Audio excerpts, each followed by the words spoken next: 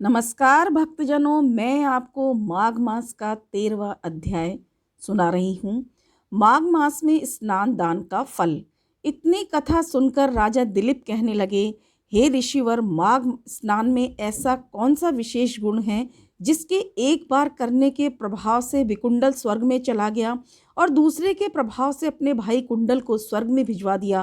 कृपा कर यह भली भांति वर्णन कीजिए।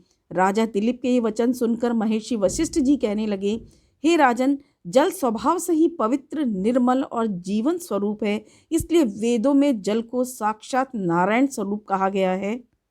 इसके सिवा जैसे सब ग्रहों में सूर्य और सब नक्षत्रों में चंद्रमा उत्तम है, उसी प्रकार सब महीनों में मकर संक्रांति वाले माघ महीना उत्तम है, क्योंकि इस महीने में हेमंत ऋतु का अंत और बसंत ऋतु का आगमन होता है। वैदिक मतानुसार इस महीने में प्राणियों के शरीर में पित्त की कमी और कफ की बढ़ोतरी होना आरंभ हो जाती है।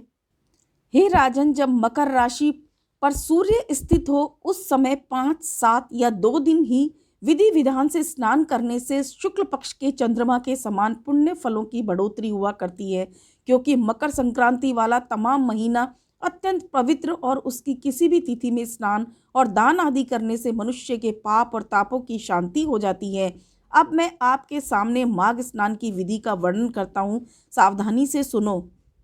हे राजन, श्रेष्ठ मनुष्यों को कोई न कोई व्रत का नियम अवश्य धारण करना चाहिए। इसके सिवा व्रती को चाहिए कि वह जहाँ तक हो सके जमीन पर या तख्त पर आदि पर सोवे, तिल घृत का हवन तथा दान करता हुआ विष्णु भगवान की आराधना में मग्न रहे।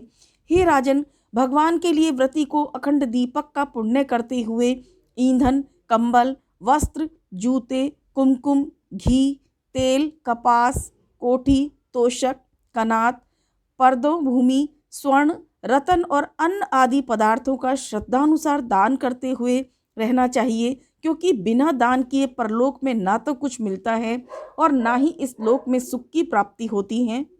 हे राजन, इस प्रकार परमेश्वर की प्रार्थना करने के बाद चित्त को एकाग्र करता हुआ विष्णु जी का ध्यान करें। ऐसा करने से पाप तापों की शांति और अक्षय सुख की प्राप्ति होती है। अब मैं आपसे उस वृत्तांत का वर्णन करता हूँ, किस प्रकार के जल से कितने पुण्य की प्राप्ति होती है। सावधानी से सुनो। बोले कृष्ण भगवान की जय।